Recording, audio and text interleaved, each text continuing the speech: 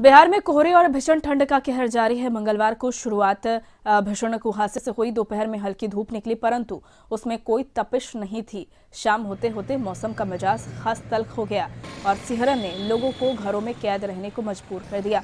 मंगलवार को गया राज्य का सबसे ठंडा स्थान रहा। वहां पर न्यूनतम तापमान 6.2 डिग्री सेल्सियस रिकॉर्ड किया गया। राजधानी में न्यूनतम तापमान 9 तो अधिकतम 18.8 डिग्री सेल्सियस दर्ज किया गया।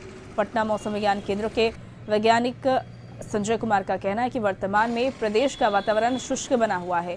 इस तरह की स्थिति अगले 4 दिनों तक रहने की उम्मीद है। उसके बाद ही मौसम में कोई बदलाव हो सकता है। मौसम वैज्ञानिकों का कहना है कि वर्तमान में पश्चिम से आने वाली हवा देश के पर्वतीय इलाकों से टकराकर काफी ठंडी हो जा रही है।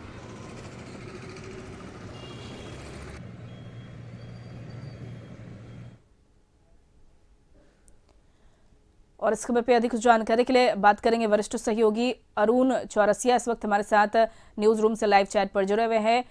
अरुण जी, लगातार जो ठंड है वो बढ़ती जा रही है और मौसम वैज्ञानिक ने साफ कह दिया कि 4 दिनों तक इसी तरह का मौसम बना रहेगा। और क्या कुछ मौसम को लेकर वैज्ञानिक ने कहा है, क्योंकि लोग कहीं ना कहीं हलकान हो रहे हैं और लोगों की परेशानी बढ़ गई है।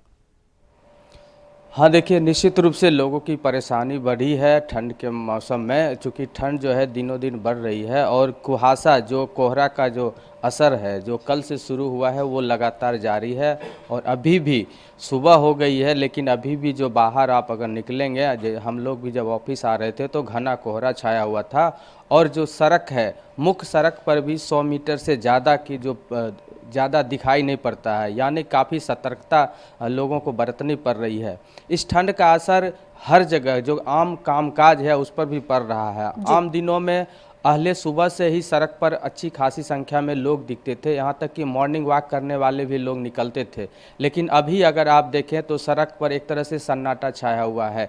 जिनको बहुत ज़रूरी काम है वही निकल रहे हैं और इसके साथ ही जो जरूरी कपड़े हैं और जो दूसरे उपाय हैं अलाव जलाकर या इस तरह से बचाव की कोशिश कर रहे हैं। जहाँ तक आपने कहा कि अलाव का सहारा ले रहे हैं। अरुण जी, एक तरफ ठंड ने दस्तक पूरी तरह से दे दी है, दूसरी तरफ कोरोना का कहर भी है। ऐसे में बच्चों और बुजुर्गों को किस तरह से सावधानी बरतनी जरूरी है?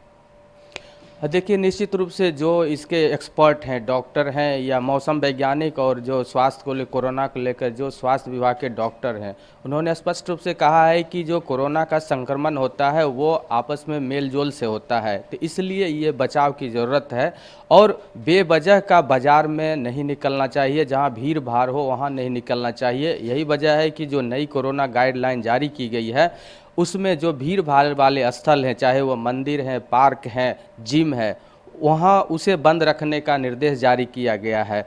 इसके साथ ही जो छोटे छोटे बच्चे हैं, स्कूल 1 से 8वीं तक की क्लास को पूरी तरह से स्थगित रखने का आदेश दिया गया है और अगर ये क्लास होगी तो ऑनलाइन होगी।